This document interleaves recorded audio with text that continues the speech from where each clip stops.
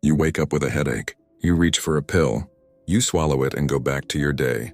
4,000 years ago, someone with your exact same headache reached for a drill. Not a metaphor, a real drill, made of flint or bronze pressed against a real human skull. And the strangest part isn't that it happened. The strangest part is that it worked. Ancient Egyptian physicians practiced a procedure called trepanation. It means cutting or scraping a hole into the living skull.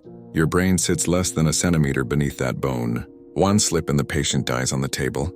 But physicians did it anyway, and evidence shows many patients survived. How do we know they survived? Because their skulls show something remarkable.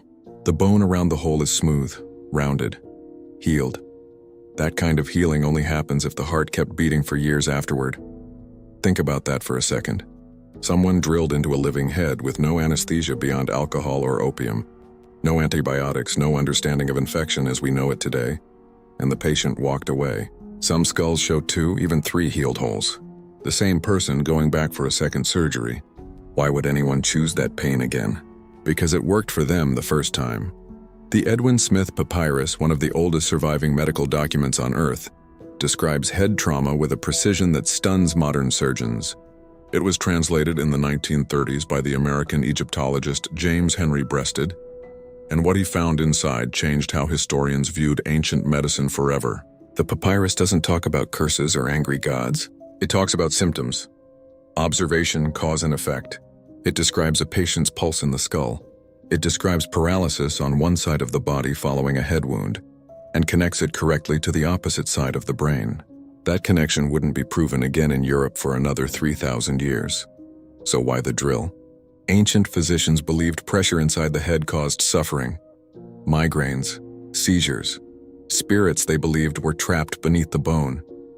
Some of that belief was wrong, but the instinct underneath it wasn't. Modern neurosurgery still performs a version of this same operation. It's called a craniotomy, and surgeons use it today to relieve swelling on the brain after a traumatic injury. The tool changed. The logic didn't. Dr. Miguel Faria, a neurosurgeon who has spent decades studying the history of this practice, has argued that trepanation may be the oldest surgical procedure to actually improve patient outcomes, rather than harm them. That's a strange thing to say about a hole drilled by hand into a conscious human head, using tools you'd expect to find in a woodworking shop. But the skulls don't lie.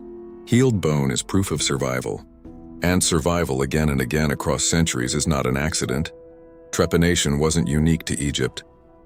Archaeologist John Verano has spent years studying trepanned skulls uncovered in Peru, where survival rates in some periods reached as high as 80%, higher than battlefield amputations performed in American Civil War hospitals, nearly 4,000 years later.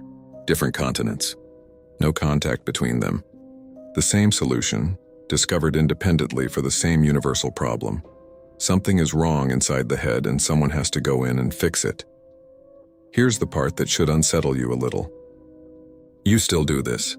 Not with a drill.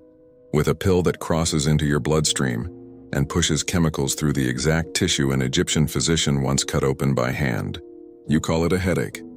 They called it possession or pressure or an imbalance no one had a word for yet. But the impulse is identical. Something feels wrong inside your skull, and you want it gone now, whatever the method. Ancient Egyptian medicine wasn't only ritual and religion, even though that's how it's often remembered. Physicians there held real anatomical knowledge, tested through repetition, refined through failure, and passed down through written instruction rather than superstition alone. They didn't have microscopes. They didn't understand bacteria. But they understood that the body gave signals and that ignoring those signals was more dangerous than acting on them, even when acting meant picking up a drill. What would it have felt like, lying there, fully conscious? No general anesthesia the way you'd expect in a hospital today, perhaps a strong plant sedative, perhaps nothing at all beyond the belief that this pain now was better than the pain you'd been living with for months. Some historians believe patients bit down on leather. Some believe they were restrained. What we know for certain is that many of them lived, and some came back for more. Every time you take medicine for pain you can't see, you're repeating a decision that's older than most of recorded history. The tools evolved, the theory evolved, but the fear and the desperate hope for relief never changed at all. You wake up with a headache. You reach for a pill. 4,000 years ago, someone reached for a drill and somehow walked away.